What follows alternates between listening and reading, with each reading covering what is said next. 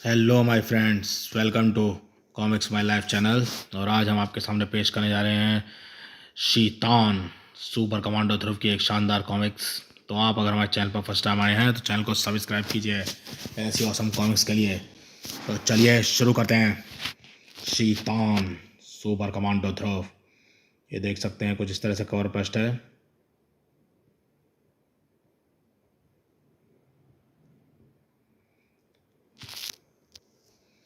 शीतान, चाहे जितना छटपटा ले ध्रुव, लेकिन आज हम तुझे अपनी तरह शीतान बनाकर ही रहेंगे।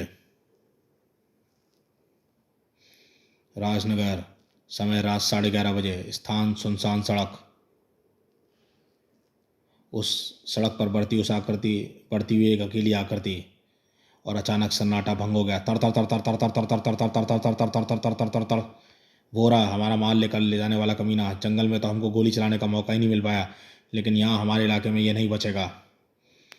तुम सब छूट गए। पिछली बार तुम पर तरस आ गया था, लेकिन इस बार तुम्हें नहीं छोड़ेगा तुमको, वन पुत्र। देखते ही देखते जमीन फोड़कर निकली जड़ों ने जमीन को तो जीप को तो पलट दिया, लेकिन हथियारों को गुंडों के हाथों से अलग नहीं कर पाया। ओहो, लेकिन ये हथियार मुझे नुकसान नहीं पहुंचा सकते। आ हाँ, हमको उतारो। अगर हमको पता होता कि तू जादूगर है तो हम तुझसे कभी पंगा नहीं लेते। लेकिन तभी ये क्या, बर्फ! राजनगर में बर्फ गिर रही है? कैसे? राजनगर में तो ठंड तक नहीं पड़ती। जो हो रहा है अच्छा ही हो रहा है, क्योंकि ठंड से जड़ें मर रही हैं और हम आज़ाद हो रहे हैं। अब हम जंगली को आराम से गोली मार सकते हैं। पौधों बढ़ो बढ़ो। पौधे मूर्छित अवस्था में थे और वनपुत्र को मौत से बचाने वाला कोई नहीं था सिवाय उस बर्फीले फरिश्ते के। पहले बर्फ और अब बर्फीला फरिश्ता। फरिश्ता नहीं वनपुत्र, मैं ध्रुव हूँ। स्टार लाइन पर झूलकर यहाँ आते आते मेरा ये हाल हो गया। लेकिन तुम यहाँ तक कैसे आए? तुम पर पहली गोली चलते ही एक चिड़िया ने मुझे तुम्हारा पता बता गई थी, लेकिन मुझे बर्फ़ गिरने का आभास नहीं था। पहले मैं मोटरसाइकिल से आ रहा था, लेकिन सभी रास्ते बर्फ़ से ढके हुए थे। न जाने ये बर्फ़ कहाँ से आ रही है। खैर, तुम ये बताओ कि तुम राजनगर में क्या करने आए हो? तुमसे ही मिलने आया हूँ ध्रुव। मुझसे ऐसा क्या काम आन पड़ा? इनकी वजह से मुझे तुम्हारे पास आना पड़ा ध्रुव। ये जंगल में इस बैग को ज़मीन में दबा रहे थे। मुझको देखते ही मुझ पर गोलियां चलाने की कोशिश की, पर मैंने पहले ही इनके पेड़ों को शिकंजे से जकड़ लिया। बैग खोलकर देखा तो उसमें सिलेंडर भरे थे। सोना रत्न वगैरह होते तो मैं उनको पुलिस के हवाले कर देता, पर इस बारे में मैंने तुम्हारी राय लेना उचित समझा। कहीं ये किसी बड़े षड्यंत्र का हिस्सा तो नहीं है? ये तो यही गुंडे बता सकते हैं। बताओ, क्या है इन सिलेंडरों में? किस काम में आते हैं सिलेंडर? हमको नहीं पता, हम तो बस पैसे लेकर काम करते हैं। ये सिलेंडर हमने महानगर की एक केमिकल फैक्ट्री से चोरी किए थे। एक 15 फुट लंबे और तलवार जैसी दांतों वाले बाघ ने फैक्ट्री पर हमला किया। नागराज ने घटनास्थल पर आकर बाघ को तो मार डाला, पर मौके का फ़ायदा उठाकर हम सिलेंडर ले उड़े। यह सारा प्लान उसी शख्स ने हमको बताया था जिसने हमको एक कॉन्ट्रैक्ट दिया था।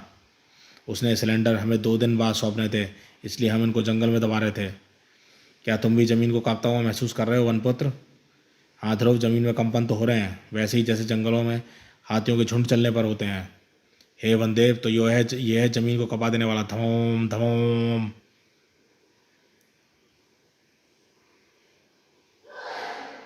ऐसा जीव तो मैंने पहले कभी नहीं देखा। देखते कैसे वनपुत्र, ये मैमोथ है, हाथी का पूर्वज, जो शीत युग के दौरान पृथ्वी पर रहता था, और इसकी प्रजाति को लुप्त हुए हजारों वर्ष बीत चुके हैं। फिर ये जिंदा होकर कहाँ से आ गया?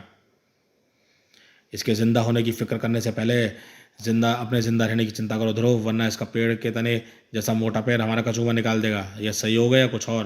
पहले महानगर में एक अजीबोगरीब बाघ दिखा गया, और फिर राजनगर में ये विलुप्त मेमोथ। मैं शर्त लगा कह सकता हूँ कि वह बाघ भी किसी विलुप्त प्रजाति का ही प्राणी ही रहा होगा। हो सकता है कि ये संयोग ही हो ध्रुव।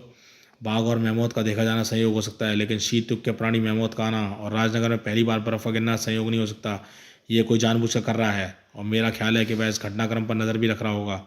उसको सामने लाने का एक ही तरीका है कि इस काम में बाधा डाल दी जाए, यानी मेमोथ को रोक दिया जाए। यह काम मेरी पतली दुबली स्टार लाइन शायद ना कर पाए, लेकिन मेमोथ द्वारा तोड़ा गया बिजली का यह तार ज़रूर कर सकता है। ओ गुड, बर्फ़ें सड़क से ढक रही हैं। कारण पुलिस गाड़ियां तो नहीं ला पाई, लेकिन पुलिस हेलीकॉप्टर जरूर आ गई। ये मेमोथ को आराम से उठाकर चिड़ियाघर में छोड़ सकते हैं। हेलीकॉप्टर से एक जाल मेमोथ पर आ गिरा।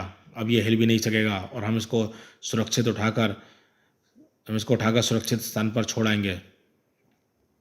लेकिन मेमोत ने ना सिर्फ बिजली के खंभे को उखाड़ डाला बल्कि उसको हवा में उछाल भी दिया, कड़ाक कड़ाक कड़ाक, और खंभा हेलीकॉप्टर से टकराते ही, हे भगवान, ये तो बहुत शक्तिशाली है। शुक्र है हेलीकॉप्टर के सवार नरम बर्फ में गिरने के कारण बच गए। हेलीकॉप्टर की आग ने तो जाल के तारों को भी चलाकर इतना कमज़ोर कर दिया है कि ये मेमोत उसे तोड़ सके, लेकिन अब ये जा कहाँ रहा है? इसकी चाल से ऐसा लग रहा है कि इसको पता है इसे जाना कहाँ है। आओ वनपुत्र, हम इसका पीछा करके इसको रोकने की कोशिश करेंगे। ये फैक्ट्री एरिया में जा रहा है। ये तो एक के बाद एक फैक्ट्रियाँ तोड़ता ही जा रहा है। इसको रोकना होगा। मैं कोशिश करता हूँ ध्रुव, अभी शीत से सारे पेड़ पौधे मूर्छित नहीं हुए हैं, कुछ अभी भी मेरा आदेश मान सकते हैं। लेकिन मेमोथ में बहुत शक्ति है ध्रुव, अधमरे पौधे भी इसको रोक नहीं पाएंगे। ये अपने आप उस फैक्ट्री के अंदर आकर रुक गया है। इसको पकड़ने का यही एक मौका है, लेकिन इसको पकड़ा कैसे जा सकता है? शीत इसकी असली ताकत है। अगर किसी तरह से हम गर्मी पैदा कर सकें तो ये कमज़ोर पड़ जाएगा। यहाँ गर्मी पैदा करने की कोशिश की तो आग लग सकती है और यहाँ पर रखे घातक गैसों के कंटेनर फट सकते हैं। और अगर ऐसा हुआ तो गैसें पूरे राजनगर फैलकर राजनगर को शमशान बना देंगी। कैसी गैसें हैं ये? अत्याधुनिक आविष्कार हैं ये गैसें। इनका प्रयोग कूलिंग के लिए फ्रिजों, एयर कंडीशनर वगैरह में किया जाता है। लेकिन अगर ये इस तरह से वातावरण में फैल गई तो कई किस्म की घातक बीमारियां फैल सकती हैं। फिर तो इसको रोकने के लिए दूसरा तरीका आजमाना पड़ेगा। ध्रुव के गले से गुर्राहट उबल पड़ी, कर्र, और सर्दी से ठिठुर रहे गली के कुत्तों को मेमोत को झड़ोड़ने का काम मिल गया। अब कुत्ते मेमोत को व्यस्त रखेंगे वनपुत्र। और यहाँ पर भी कुछ वैसा ही हो रहा है जैसा कि उन गुंडों के अनुसार महानगर में हुआ था। मेमोत ने सभी को फैक्ट्री से बाहर भगा दिया है। हो सकता है कि यहाँ पर भी उसी तरह से गुंडे लूटपाट करने की कोशिश करें। हमको पूरी फैक्ट्री में घूम कर देखना होगा।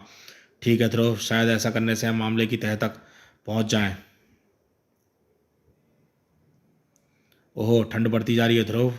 खुले खिड़की दरवाज़ों से आकर बर्फ़ ने फैक्ट्री के फर्श को भी ढक दिया है। यहाँ पर तो कोई नज़र नहीं आ रहा ध्रुव। वैसे भी ये रज़ाई में घुसने का मौसम हो रहा है, डकैती डालने का नहीं। छनाक, उस तरफ कांच टूटा है, उधर ही घातक गैसों के सिलेंडर रखे हुए हैं। आओ वनपुत्र, मेरा शक सही था, किसी ने सिलेंडरों को बाहर निकाला है और ये है वह डकैत। हे वनदेव, इसको तो ठंड लगने का सवाल ही नहीं है। मुझे ठंड नहीं लगती, लेकिन मुझे देखकर लोगों के हाथ पैर ज़रूर ठंडे पड़ जाते हैं। स्नो रोबो लगता है, मशीन और रुई सी बर्फ़ का शरीर है इसका। यानी षड्यंत्रकारी को पता है कि इस बार मामूली कुंडों से काम नहीं चलेगा, इसलिए उसने इसको भेजा है। कोई फ़र्क नहीं पड़ता ध्रुव, ये एक है और हम दो ना किसी तरह से हम भी निपट ही लेंगे। हम भी दो हैं। ओहो, मेमोथ कुत्तों को मारकर इधर ही आ रहा है। ये हम पर हमला करेगा और स्नो रोबो को भागने का मौका मिल जाएगा। ऐसा नहीं होना चाहिए वनपुत्र। तुम स्नो रोबो को भागने से रोको, तब तक मैं मेमोथ से पीछे छुड़ाने का कोई स्थायी समाधान निकालता हूँ। अगले ही पल ध्रुव को पता चल गया कि मेमोथ को रोकना आसान काम नहीं है। तड़ाक, सूंड सिर से टकराया और ध्रुव का दिमाग बेहोशी के अंधेरे में डूबता चला गया। और अब इसके सिर और मेमोथ के भारी पैर के बीच कुछ ही फुट का फासला था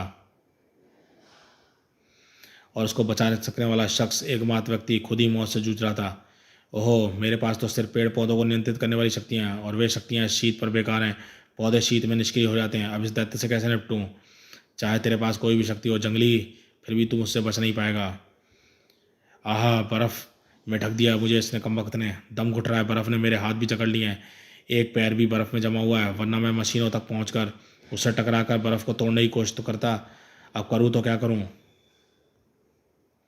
हाँ, मुझे रोकने चला था।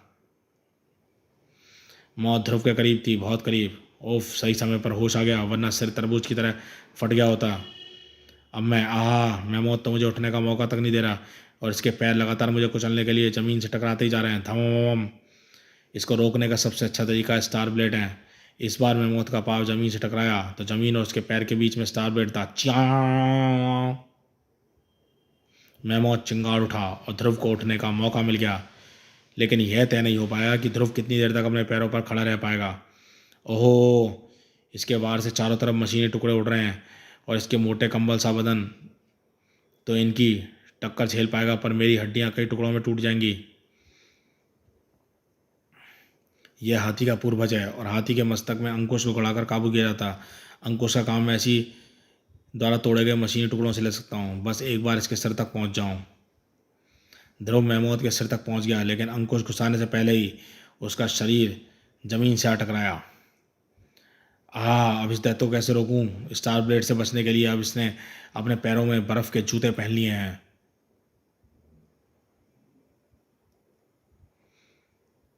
वनपुत्र मौत को दूर धकेलने की कोशिश कर रहा था। आखिरकार मेरा पैर खुद टूटने से पहले फर्श को तोड़कर मिट्टी तक पहुंच गया। मैंने अपनी मुट्ठी में अपने पास रखे बीजों को पहले ही जकड़ रखा था।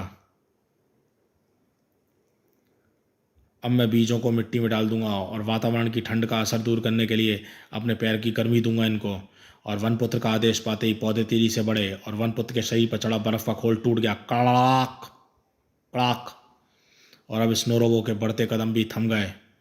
अरे यह क्या हो रहा है? जड़ें मेरे बर्फीले शरीर को छेदती हुई शरीर के अंदर तक घुस रही हैं। स्नोरोबो के कुछ कर पाने से पहले ही ध्रुव ने भी महमूद की समस्या का हल ढूंढ लिया था। महमूद की शक्ति शीत के कारण है, लेकिन वास्तव में गर्म खून वाला प्राणी है। इसके शरीर के बाल इसकी ठंड से रक्षा करते हैं। अगर ये बाल नहीं हो तो महमूद पर भी ठंड का असर होगा, तभी इस पर काबू पाना आसान होगा। वह कई टुकड़ों में बढ़ चुका था। हाँ, मुझे रोकने चला था। इसको सैलून ले जाने के लिए तो बनाना ज़रा मुश्किल है, लेकिन इसके बालों को हटाया कैसे जाए? ओहो, यहाँ पर कोई ऐसी चीज़ भी नहीं है जो इसके बालों को जल्दी हटा सके। फिर यस, मुझे फिर से अपने दोस्तों की मदद लेनी होगी। ऐसे दोस्त जो इसके बालों को उखाड़ भी सकते हैं और जिनको ये कुचल भी नहीं सकता। ची ची ची चू चू चू चू चू चू चू चू। ध्रुव की पुकार के जवाब में ठंड की परवाह न करते हुए सैकड़ों चिड़ियाँ आकाश और पेड़ों से नीचे उतर आईं और महमूद के शरीर पर बाल और किसी गंजे के सिर के बालों की तरह गायब होने लगे। और कुछ ही देर में महमूद के शरीर और ठंड के बीच में कोई रोक नहीं थी और सही जगह पर किया एक जोरदार वार। तड़ाक तड़ाक चिया। कमज़ोर महमूद को ठंडी ज़मीन पर लुढ़का देने के लिए काफ़ी था। हमने दोनों मुसीबतों को ख़त्म कर दिया ध्रुव, हम जीत गए। चटाक। यह जीत अधूरी है वनपुत्र। हमको अभी तक ना तो इनके मकसद का पता चला है और ना ही इनको भेजने वालों का। यह भी एक रहस्य है कि सैबर टूथ टाइगर और महमूद जैसे विलुप्त प्रजाति के प्राणी जिंदा होकर कहाँ से आ रहे हैं। कौन है इनको जिंदा रखने वाला? ये जानकर उनको क्या करना है जो कुछ ही देर में मरने वाले हैं। स्नोरोबो भी जिंदा है वनपुत्र, और अब इसके अंग अलग अलग होकर हम पर हमला कर रहे हैं। अब इससे कैसे निपटें ध्रुव? इससे मैं निपटूंगा। अगर लोहे को लोहा काटता है तो बर्फ को बर्फ काटेगी। बर्फ मानव यानी डॉक्टर वर्गीस, एकदम सही समय पर आए आप। लेकिन आप यहाँ तक के आए कैसे? राजनगर का मौसम रहस्यमय रूप से बदलते ही मेरा माथा अचानक उठा। बाहर निकलते ही महमूद के पैरों के निशान दिखे और उनका पीछा करते करते मैं यहाँ चला आया। लेकिन आप तो अपने आप को सामान्य मानव बनाने की कोशिश कर रहे थे। कोशिश की पर सफल नहीं हो पाया ध्रुव। मुझे रोकने में भी तू सफल नहीं हो पाएगा। ओह, तेरी बर्फ फिर से जुड़ गई। अब तू मेरा शरीर तोड़ रहा है। तू पाउडर जैसे बर्फ कण स्नो का बना हुआ है, इसलिए तू बार बार जुड़कर आकार ले रहा है। इसलिए अगर तेरी बर्फ को सिल्ली की तरह पारदर्शी सख्त बना दिया जाए तो कोई रूप नहीं ले पाएगा। अब काम खत्म हुआ। अब मुझे बताओ कि यहाँ पर ये किस कारण से आए थे ये लेने हमको, पर हमको ये नहीं पता कि सिलेंडर में क्या है। यहाँ बता सकने वाले सारे कर्मचारी भाग चुके हैं। लगे हाथों यह भी बता देना बर्फ मानव कि इस बैग में रखे सिलेंडरों में क्या भरा हुआ है। इन सभी सिलेंडरों में अलग किस्म के मुश्किल से मिलने वाले सुपर कूलिंग कंस्टेंट यानी कि अति शीतक के मिश्रण बने हैं। लेकिन फिर भी मैं इन पर और जांच करना चाहूँगा ताकि यह पता लगा सकूं कि इनको इससे ऐसा क्या घातक उपयोग हो सकता है जो ऐसे आपराधिक प्रवृत्ति के लोगों को काम आ सके। ठीक है, मैं इस फैक्ट्री के मालिक से बात कर लूँगा। आप इन सिलेंडरों को ले जाइए। बाप का माल समझाया क्या? ओहो, इसके दांतों के छल्लों ने इसकी सिल्ली जैसे शरीर को छीलकर फिर से इसको मुलायम स्नो बना दिया है। ये हमारा पीछा नहीं ये तो गया। अबला, ये सिलेंडर मुझे दे दे। सिलेंडर इसके हाथ नहीं लगने चाहिए वनपुत्र, पर मैं क्या करूं तो क्या? इसके हाथ पैर तो चारों तरफ से छीना झपटी मचा रहे हैं। इसके अंग अलग अलग होने के बाद भी हरकत कर रहे हैं। जरूर ये सिर इनको निर्देश दे रहा है। इसको तोड़ देंगे तो हाथ पैर अपने आप बेकार हो जाएंगे। ओहो, मैं तो सिर तक पहुंच ही नहीं पा रहा हूँ। बदन बर्फ से ढक गया है। अब मुझे अपने सिलेंडरों को थामे रहने की ताकत भी नहीं है। इनसे निपटने का कोई रास्ता भी समझ में नहीं आ रहा। इसको रोकना ही होगा वनपुत्र, वरना हम षड्यंत्रकारियों तक कभी नहीं पहुंच पाएंगे। बर्फीले शिकंजों को खोलना होगा। यस, एक तरीका है।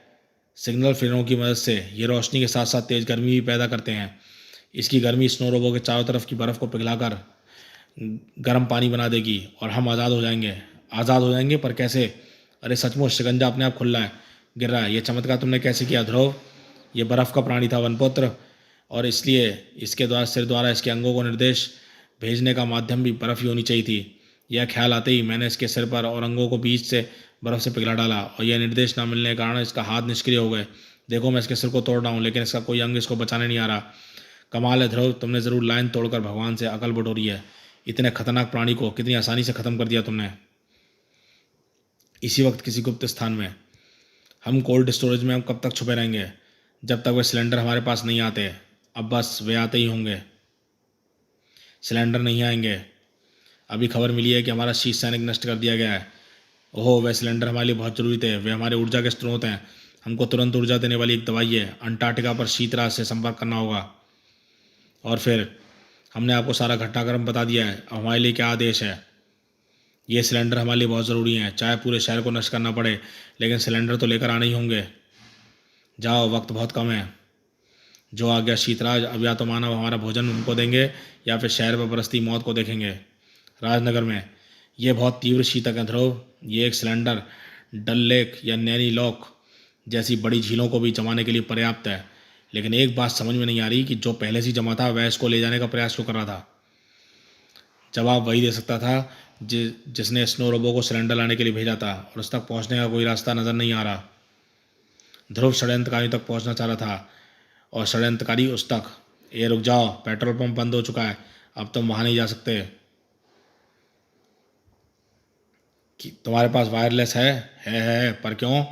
पूरे शहर में खबर कर दो कि शीतानों को सिलेंडर दे दें, वरना इस शहर का हाल ऐसा होगा। ओह, ये ज़मीन में गड्ढा कर बर्फ़ भर रहे हैं। ज़मीन गुब्बारे की तरह फूल रही है। बूम! उड़ जाएगा पूरा शहर इस पेट्रोल पंप की तरह।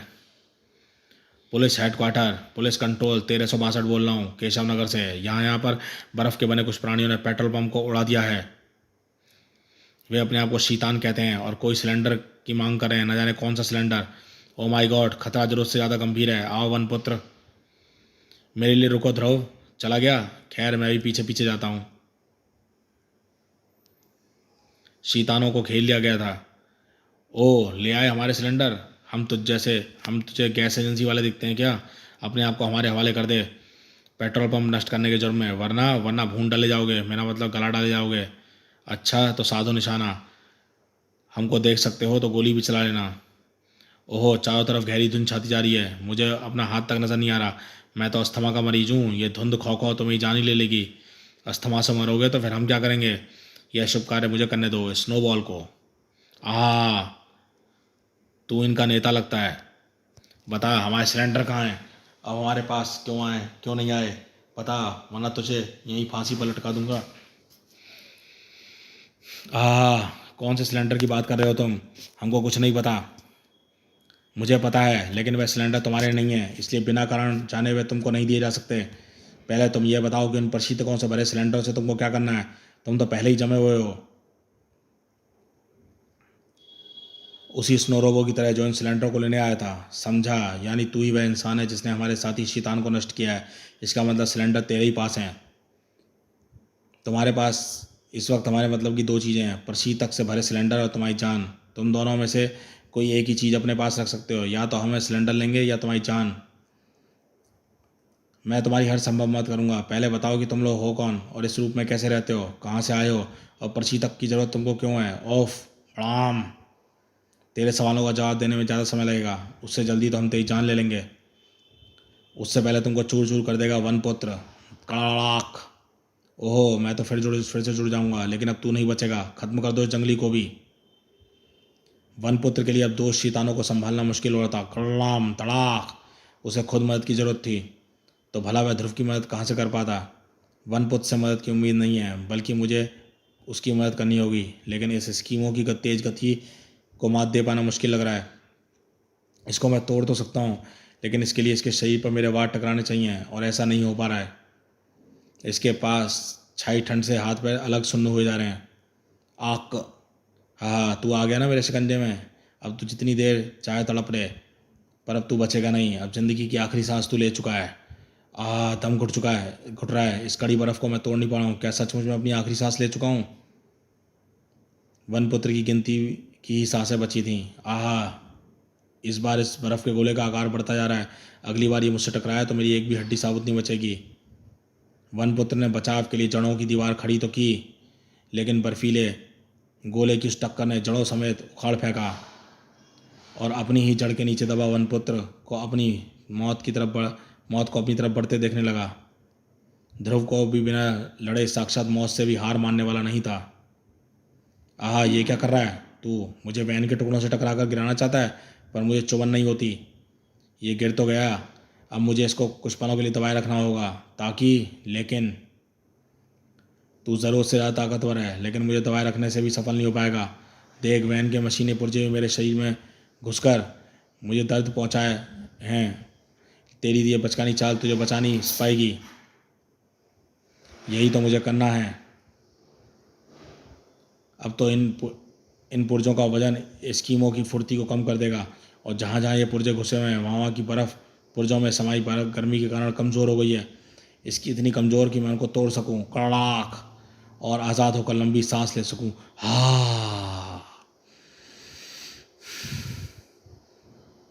शरीर में प्राणवायु का फिर से संचार होते ही ध्रुव की शक्ति और स्फूर्ति तुरंत वापस आ गई, और ध्रुव के उस भीषण बाण ने धातु के पुर्जों के कारण पहले ही कमज़ोर पड़ चुके बर्फीले जोड़ों को अलग कर दिया।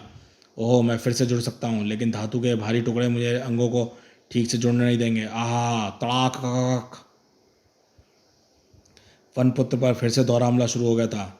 मैं ठंडी स्नो से इसके अंगों को सुन्न कर दूंगी, फिर तू इसको आराम से कुचल सकेगा। Ice ball. धन्यवाद स्नोगल, लेकिन आइस बॉल को रास्ता बदल देना पड़ा। ओफ, अब ये बीच में कहाँ से आ गया? तड़ाक। इससे मैंने पढ़ लूँगी। आइस बॉल, तुम जंगली को कुचलने का प्रयास जारी रखो। धन्यवाद ध्रुव, अब मैं इस आइस बॉल से निपट लूँगा। मेरे बीच पेड़ बनकर इतनी देर तो शीत का मुकाबला कर ही सकते हैं कि इस आइस बॉल को स्नो रोबो की तरह तोड़ सकें। ओहो, पेड़ तो इसको छूते ही तुरंत मुरझा गए। मेरा तापमान 0 से कई डिग्री नीचे है जंगली, तेरे पौधे इतनी ठंड सहन नहीं सकते। ओह, अब तो खड़े हो सकने की भी शक्ति नहीं बची है। वनपुत्र, मैं आ रहा हूँ। क्रांच। देख पाएगा तो आएगा ना, तू कहीं नहीं जाएगा, यहीं पर मरेगा तू। ओह, ये धुंध, कुछ भी नज़र नहीं आ रहा है। लेकिन आँख अकेली ऐसी इंद्रिय नहीं है जो किसी को ढूंढने का काम कर सके। ढूंढने का काम नाक जैसी अन्य इंद्रियां भी कर सकती हैं। भाव वाँव वाँव वाँव। ध्रुव की पुकार पर उसकी गंध को सूंघते आए कुत्तों ने गंध के सारे ध्रुव को वनपुत्र तक पहुंचा दिया। वनपुत्र, हट जाओ ध्रुव, वरना तुम भी कुचले जाओगे। अगर मेरे पेड़ इसको नहीं रोक पा रहे तो तुम क्या करोगे? इसको तुम ही नष्ट करोगे वनपुत्र, और वह भी पेड़ों के जरिए। बस पेड़ों का प्रयोग तुमको कुछ अलग तरीके से करना होगा, सुनो। और इस बार आइस बॉल वापस आया। अच्छा, तू फिर मेरे रास्ते में पेड़ उगा रहा है, लेकिन तू इस बार भी सफल नहीं हो पाएगा जंगली।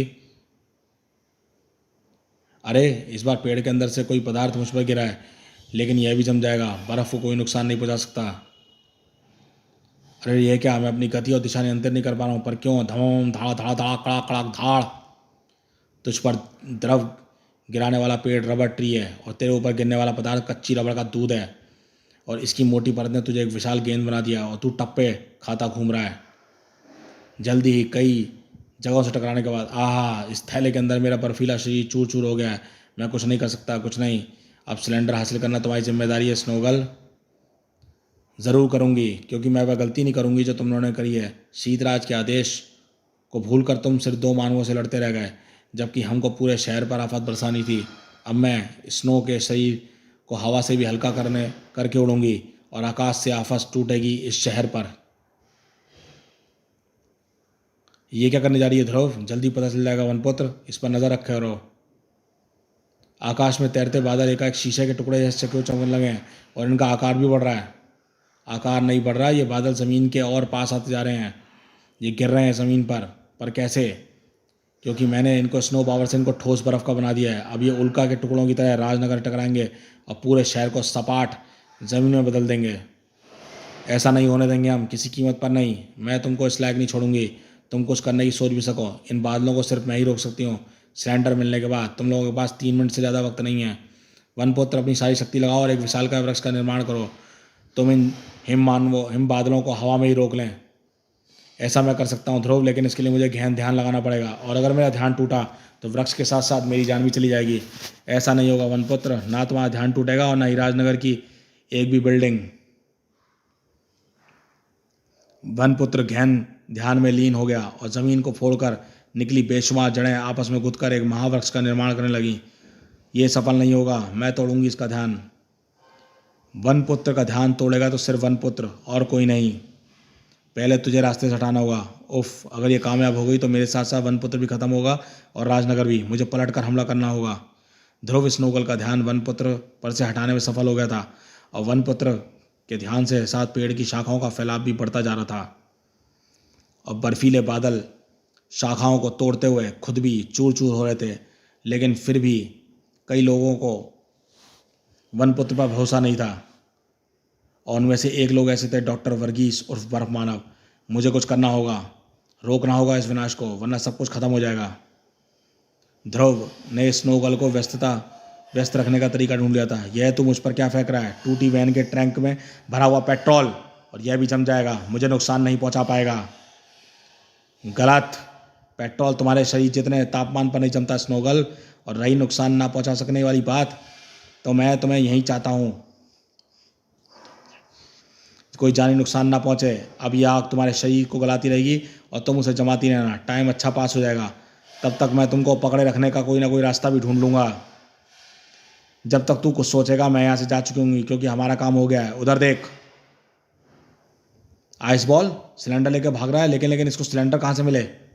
मैंने दिए ताकि राजनगर और उसके निवासियों पर आया खतरा टल जाए। उफ, तुमने क्या किया डॉक्टर वर्गीस? हमने इनको हरा दिया था, अब वे हम पर नहीं बल्कि हम उन पर हावी थे। शांत हो जाओ ध्रुव, मैंने उनको प्रशीतकों वाले नहीं बल्कि ऑक्सीजन से भरे सिलेंडर दिए हैं, लेकिन ऐसा करके तुमने इनको भागने का मौका दे दिया है।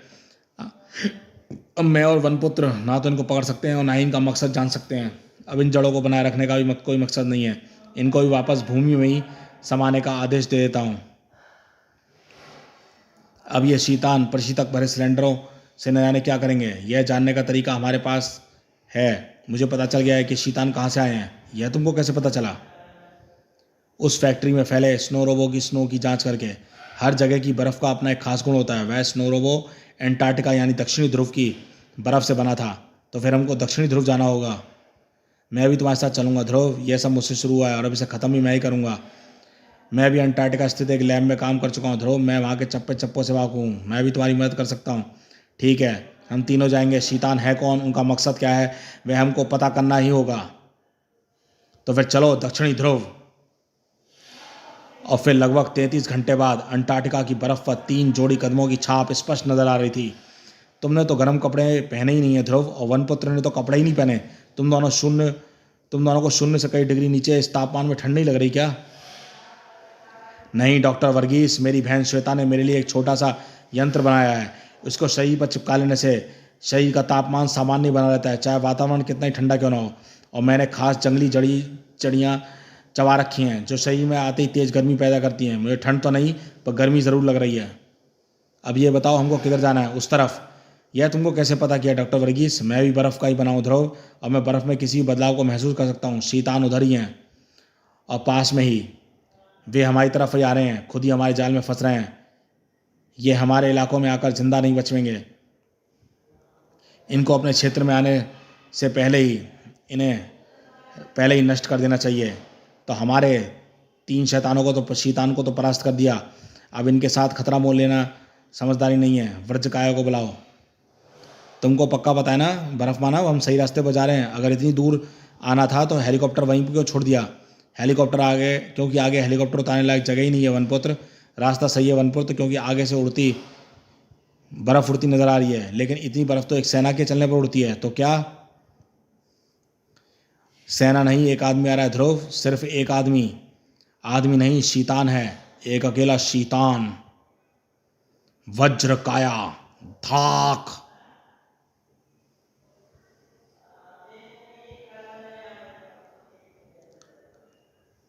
ठाक, इसके पास मत जाना ध्रुव, वरना इसका एक ही घुसा तुम्हारे शरीर में कई छेद कर देगा।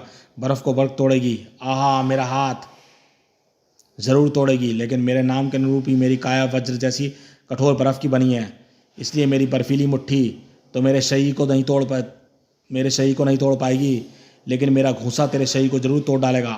तड़ाक। एक बार से काम नहीं चलेगा, एक के बार एक कई ताबड़तोड़ वार करने होंगे, लेकिन तब तक इसके हाथ पैर चलते रहेंगे। एक तो क्या, आधा वार करना भी मुश्किल है। मैं इसको स्टार लाइन से बांधता हूँ, फिर ये वार नहीं कर पाएगा। तुम इसको मार सकोगे बर्फ मानव?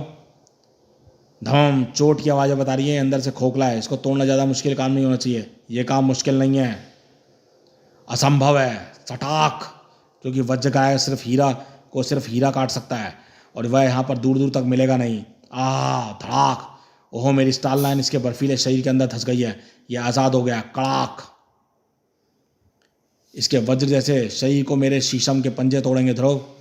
लेकिन कैसे वनपुत्र? यहाँ पर तो पौधा उगने तक के लिए मिट्टी तक नहीं है। आज मैं वह करूँगा जो मैंने सिर्फ एक बार परीक्षण के तौर पर किया था। वनपुत्र आज वृक्षों के साथ एकाकार होगा, खुद बनेगा वृक्ष, और उसके लिए ना मिट्टी की जरूरत है ना ही पानी की। यह तो असंभव है वनपुत्र। भला ऐसा तुम कैसे कर सकते हो?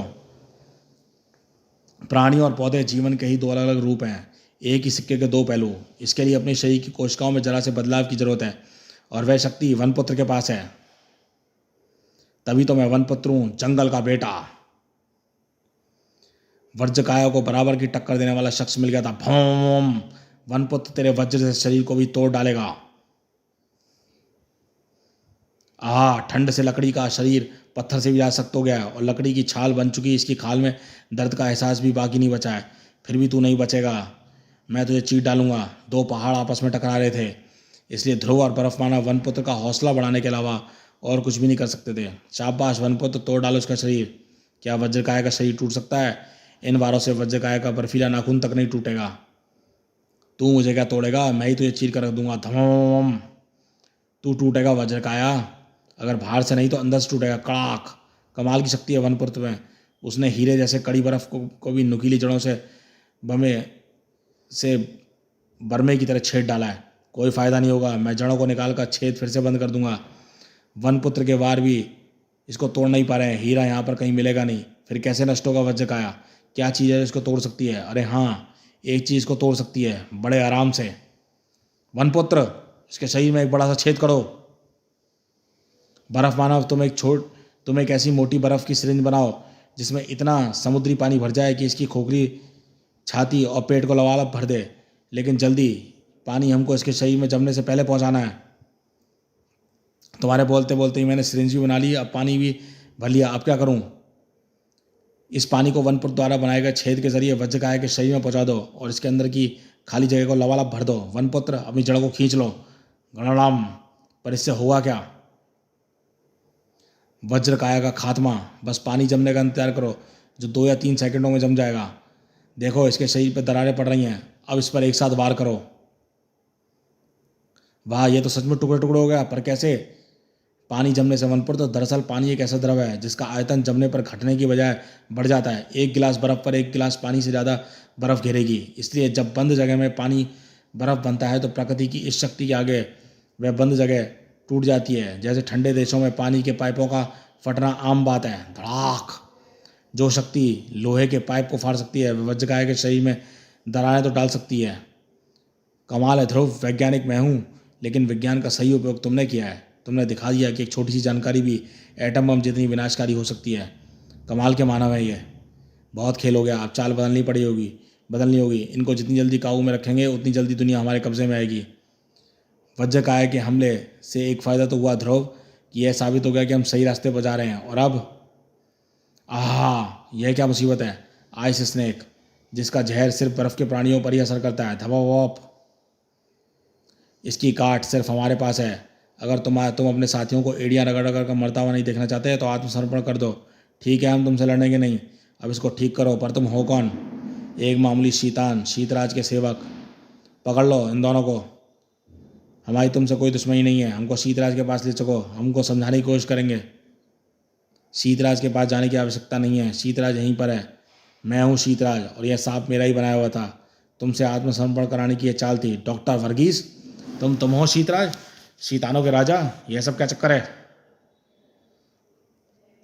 चलो सब बताता हूँ और दिखाता भी हूँ। देखो, तुम्हारे चारों तरफ बर्फ़ की इमारतें उभरती आ रही हैं। यही है शीत जग, जो पृथ्वी पर हिमयुग के समय उन शीतानों द्वारा बनाया गया था, जो उन्हीं दिनों अंटार्कटिका पर एक प्रजाति के रूप में विकसित हो रहे थे। और अब मैं यहाँ का राजा हूँ, और यहाँ बैठकर मैं बनूंगा पूरी पृथ्वी का राजा। तुम पागल हो डॉक्टर वर्गीस, इतने अच्छे इंसान होकर ऐसी हरकतें क्यों कर रहे हो? क्यों, क्या कारण है इसका? इसका कारण है मानव। जब मेरे सामान्य मानव बनने के सारे प्रयोग फेल हो गए तो मानवों ने मुझे अपने आप से दूर रखना शुरू कर दिया, मेरा मजाक उड़ाना शुरू किया। यहाँ तक कि मेरी पत्नी और मेरे बच्चे ने भी मुझे मेरा साथ छोड़ दिया।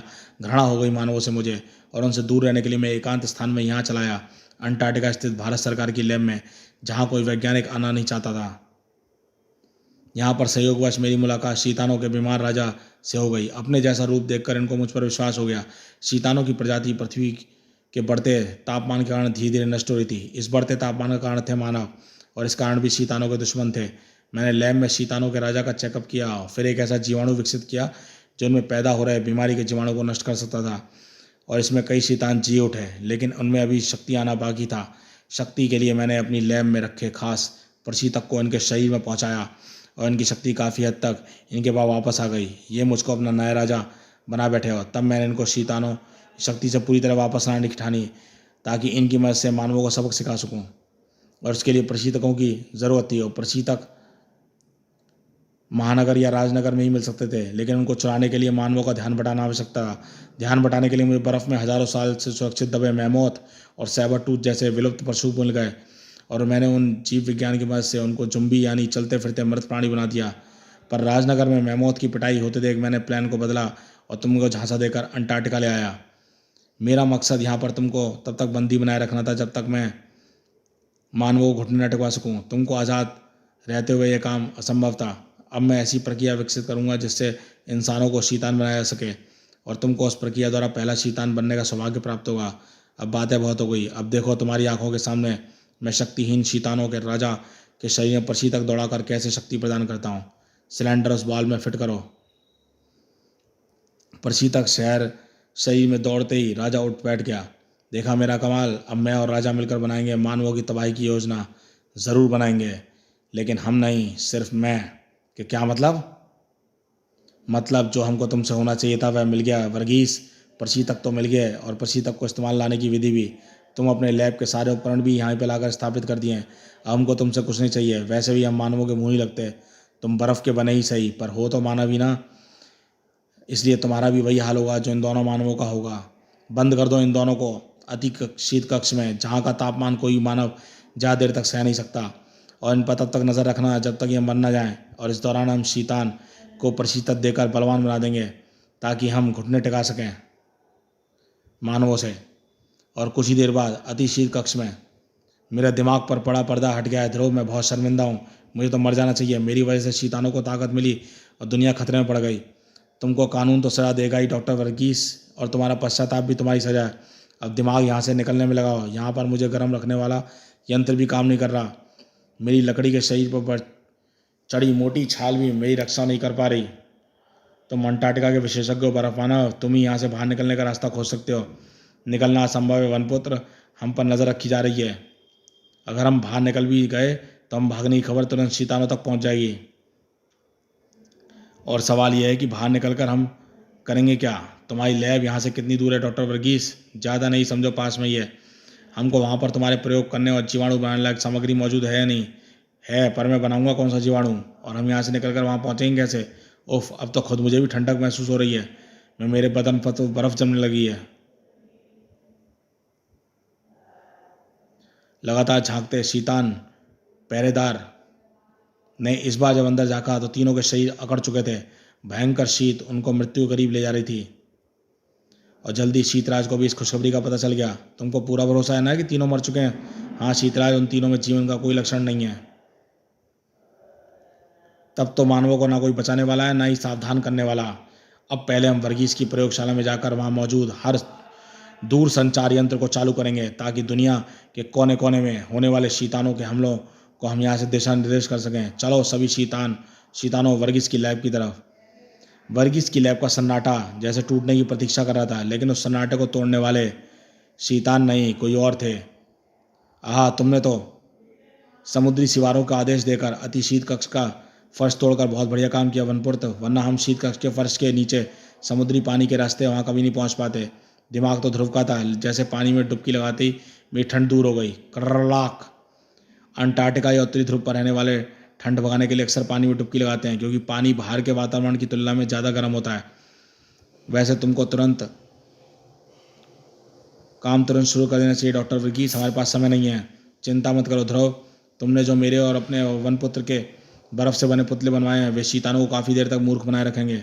वैसे वनपुत्र के पुतले के ऊपर मैंने थोड़े से जड़ रूपी बाल चिपका दिए थे, पर तुम एक अतिरिक्त पोशाक क्यों पहने हुए थे?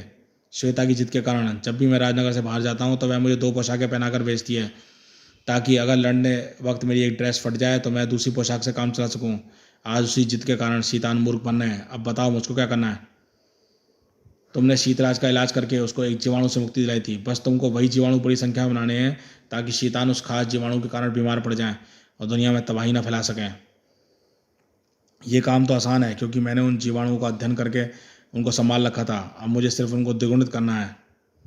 तभी अरे सिग्नल कैसा है? कोई इधर ही आ रहा है, देखता हूँ कहीं कोई ध्रुवीय भालू तो नहीं। ये तो शैतान है, ये इधर ही आ रहे हैं। तुम जीवाणु को दुगुणित करने का ध्यान दो डॉक्टर वर्गीस, शैतानों को हम रोकेंगे। हम नहीं, सिर्फ मैं। अब मैं दिखाऊंगा शैतानों को वनपुत्र की शक्ति। शैतानों की लैब की तरफ बढ़ते ही एकाएक कदम थक गए। वनपुत्र, तू जिंदा कैसे है और यहाँ कैसे आ गया? मौत कहीं पर भी और किसी भी रूप में आ सकती है, और मैं तुम्हारी मौत हूँ। आज बर्फ की गर्त में मिल जाओगे तुम सब शैतान। धड़ाक धड़ाक धाड़।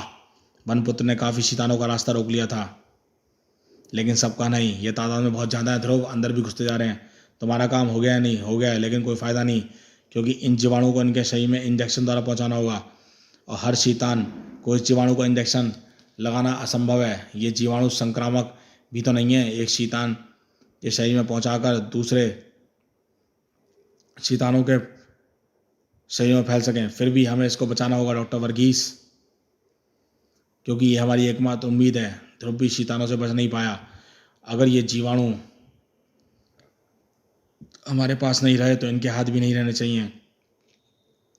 पहले कांच टूटा और फिर जीवाणु मिश्रण से भरा बीकर छड़ाक नरम बर्फ की सतह पर नीचे न जाने कहाँ गुम हो गया।